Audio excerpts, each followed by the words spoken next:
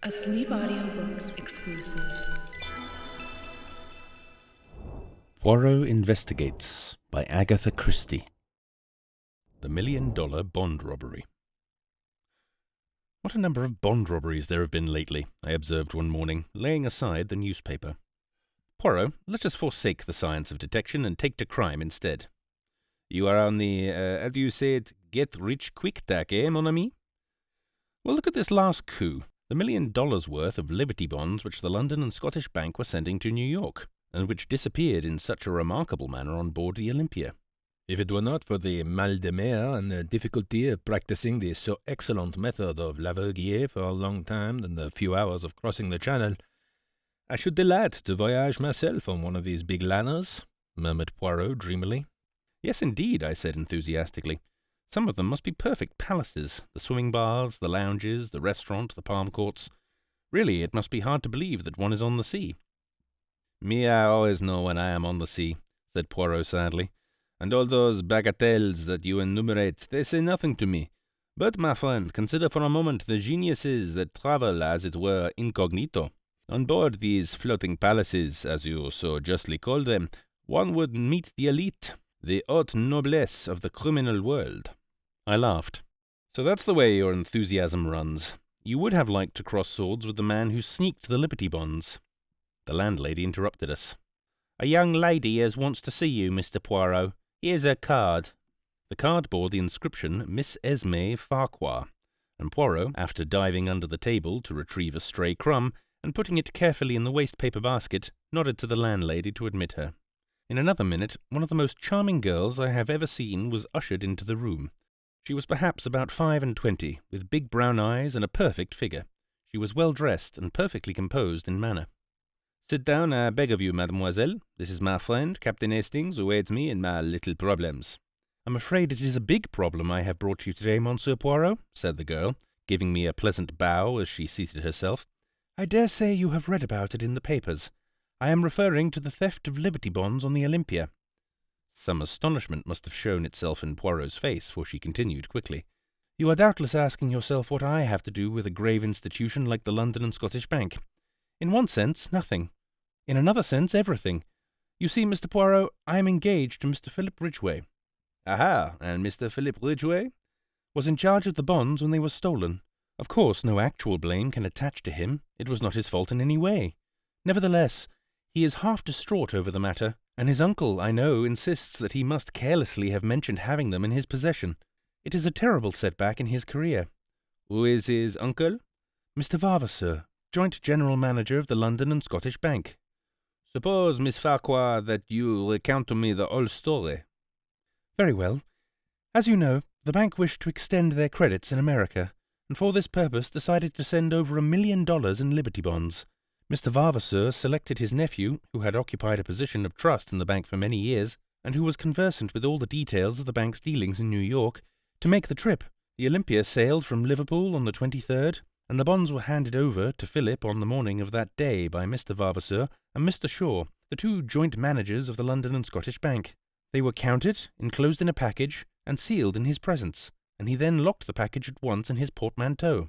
A portmanteau with an ordinary lock? No, Mr. Shaw insisted on a special lock being fitted to it by Hubbs's. Philip, as I say, placed the package at the bottom of the trunk. It was stolen just a few hours before reaching New York. A rigorous search of the whole ship was made, but without result. The bonds seemed literally to have vanished into thin air. Poirot made a grimace. But they did not vanish absolutely, since I gather they were sold in small parcels within half an hour of the docking of the Olympia. Well, undoubtedly the next thing is for me to see Mr. Ridgway. I was about to suggest that you should lunch with me at the Cheshire Cheese. Philip will be there. He is meeting me, but does not yet know that I have been consulting you on his behalf. We agreed to this suggestion readily enough, and drove there in a taxi. Mr. Philip Ridgway was there before us, and looked somewhat surprised to see his fiancée arriving with two complete strangers. He was a nice-looking young fellow, tall and spruce, with a touch of greying hair at the temples, though he could not have been much over 30. Miss Farquhar went up to him and laid her hand on his arm. You must forgive my acting without consulting you, Philip, she said. Let me introduce you to Monsieur Hercule Poirot, of whom you must often have heard, and his friend, Captain Hastings. Ridgway looked very astonished. "Of course I have heard of you, Monsieur Poirot," he said, as he shook hands. "But I had no idea that Esme was thinking of consulting you about our trouble." "I was afraid you would not let me do it, Philip," said Miss Farquhar meekly. "So you took care to be on the safe side," he observed with a smile. "I hope Monsieur Poirot will be able to throw some light on this extraordinary puzzle, for I confess that I am nearly out of my mind with worry and anxiety about it." Indeed, his face looked drawn and haggard, and showed only too clearly the strain under which he was labouring. "Well, well," said Poirot. "Let us lunch, and over lunch we will put our heads together and see what can be done. I want to hear Mr. Ridgway's story from his own lips." Whilst we discussed the excellent steak and kidney pudding of the establishment, Philip Ridgway narrated the circumstances leading to the disappearance of the bonds. His story agreed with that of Miss Farquhar in every particular. When he had finished, Poirot took up the thread with a question. "What exactly led you to discover that the bonds had been stolen, Mr. Ridgway?" He laughed rather bitterly. "The thing stared me in the face, Mr. Poirot. I couldn't have missed it. My cabin trunk was half out from under the bunk, and all scratched and cut where they'd tried to force the lock." "But I understood that it had been opened with a key." "That's so. They tried to force it, but couldn't, and, in the end, they must have got it unlocked somehow or other." "Curious," said Poirot, his eyes beginning to flicker with the green light I knew so well. "Very curious. They waste much time trying to prise it open, and then, sapristi! They find that they have the key all the time. Each of Hobbs's locks are unique." "That's just why they couldn't have had the key. It never left me day or night." "You are sure of that?" "I can swear to it. And besides, if they had had the key or a duplicate, why should they waste time trying to force an obviously unforceable lock?" "Ah, there is exactly the question we are asking ourselves. I venture to prophesy that the solution, if we ever find it, will hinge on that curious fact. I beg of you not to assault me if I ask you one more question. Are you perfectly certain you did not leave the trunk unlocked?" Philip Ridgway merely looked at him, and Poirot gesticulated apologetically. "Ah, but these things can happen, I assure you. Very well, the bonds were stolen from the trunk. What did the thief do with them? How did he manage to get ashore with them?" "Ah," cried Ridgway, "that's just it. How? Word was passed to the customs authorities, and every soul that left the ship was gone over with a tooth-comb." "And the bonds, I gather, made a bulky package?" "Certainly they did. They could hardly have been hidden on board, and anyway, we know they weren't because they were offered for sale within an hour of the Olympia's arrival, long before I got the cables going and the numbers sent out. One broker swears he bought some of them even before the Olympia got in. But you can't send bonds by wireless." "Not by wireless, but did any tug come alongside?" "Only the official ones, and that was after the alarm was given when everyone was on the lookout. I was watching out myself for their being passed over to someone that way. My God, Monsieur Poirot, this thing will drive me mad. People are beginning to say I stole them myself." "But you were searched on landing, weren't you?" asked Poirot gently. "Yes." The young man stared at him in a puzzled manner. "You do not catch my meaning, I see," said Poirot, smiling enigmatically. "Now, I should like to make a few inquiries at the bank."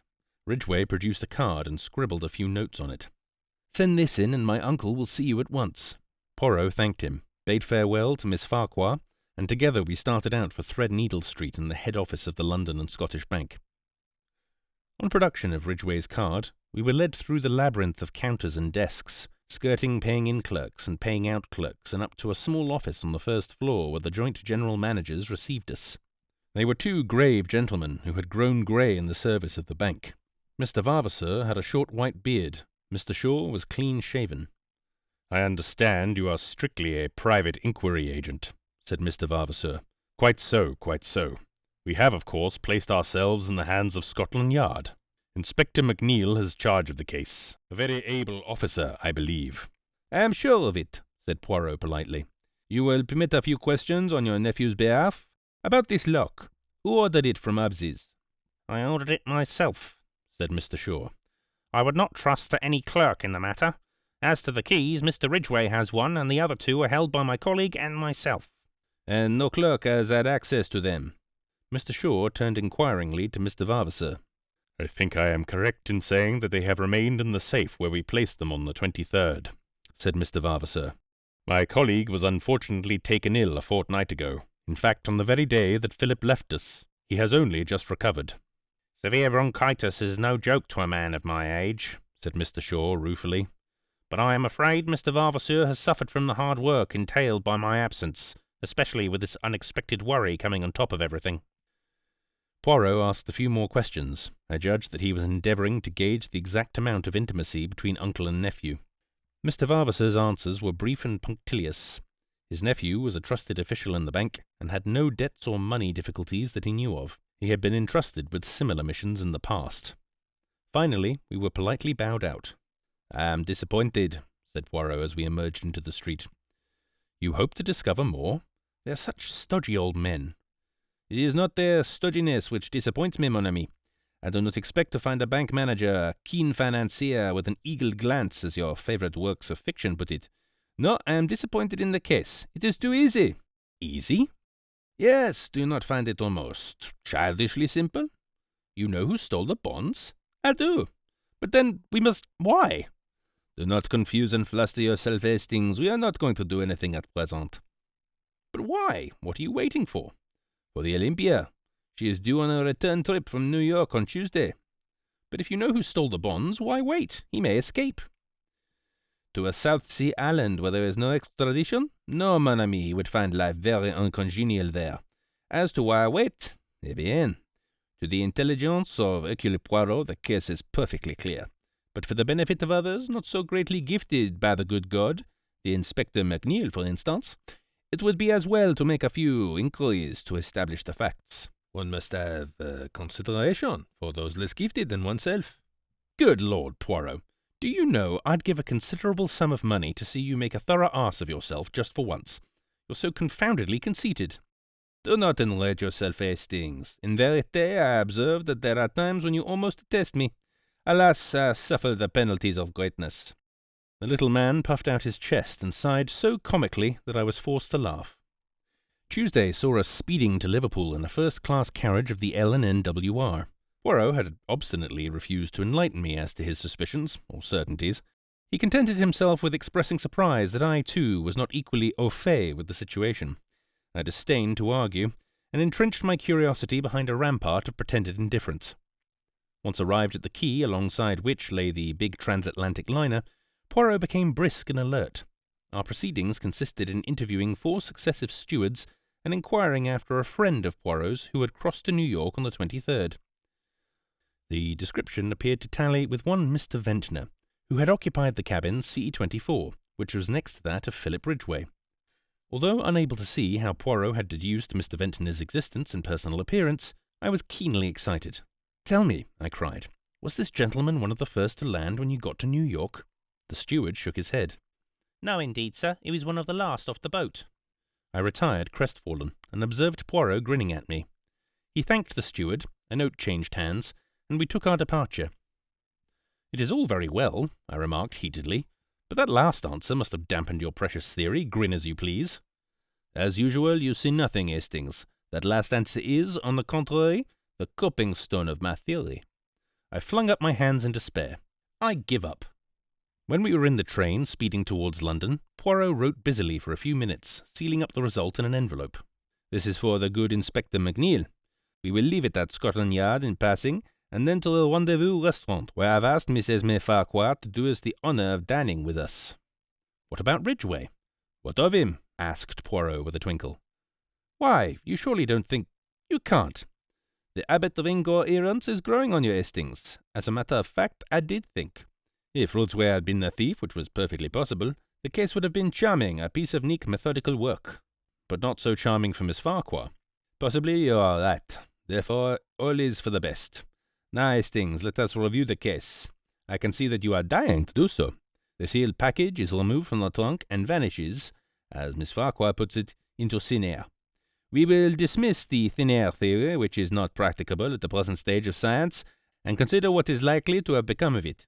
Everyone asserts the incredulity of its being smuggled ashore. Yes, but we know— You may know, Hastings, I do not. I take the view that, since it seemed incredible, it was incredible. 2 possibilities remain. It was hidden on board, also rather difficult, or it was thrown overboard. With a cork on it, do you mean? Without a cork. I stared. But if the bonds were thrown overboard, they couldn't have been sold in New York. I admire your logical mind, Hastings, The bonds were sold in New York, therefore they were not thrown overboard. You see where that leads us? Where we were when we started? Jamais de la vie. If the package was thrown overboard and the bonds were sold in New York, the package could not have contained the bonds. Is there any evidence that the package did contain the bonds? Remember, Mr. Ridgway never opened it from the time it was placed in his hands in London. Yes, but then... Poirot waved an impatient hand. Permit me to continue. The last moment that the bonds were seen as bonds is in the office of the London and Scottish Bank on the morning of the 23rd. They reappear in New York half an hour after the Olympia gets in, and according to one man, whom nobody listens to, actually before she gets in. Supposing then that they have never been on the Olympia at all, is there any other way they could get to New York? Yes, the Gigantic leaves Southampton on the same day as the Olympia, and she holds the record for the Atlantic. Mailed by the Gigantic, the bonds would be in New York the day before the Olympia arrived. All is clear. The case begins to explain itself. The sealed packet is only a dummy, and the moment of its substitution must be in the office in the bank. It would be an easy matter for any of the three men present to have prepared a duplicate package which could be substituted for the genuine one. Très bien. The bonds are mailed to a confederate in New York with instructions to sell as soon as the Olympia is in. But someone must travel on the Olympia to engineer the supposed moment of the robbery. But why? Because if Ridgway merely opens the packet and finds it a dummy, suspicion flies at once to London. No, the man on board in the cabin next door does his work, pretends to force the lock in an obvious manner so as to draw immediate attention to the theft, really unlocks the trunk with a duplicate key, throws the package overboard, and waits until last to leave the boat. Naturally, he wears glasses to conceal his eyes, and is an invalid since he does not want to run the risk of meeting Ridgway. He steps ashore in New York and returns by the first boat available. But which was he? The man who had a duplicate key, the man who ordered the lock, the man who has not been severely ill with bronchitis at his home in the country. Enfin, that stodgy old man, Mr. Shaw. There are criminals in high places sometimes, my friend. Ah, here we are. Mademoiselle, I have succeeded. You permit? And beaming, Poirot kissed the astonished girl lightly on either cheek. End of The $1 Million Robbery Bond.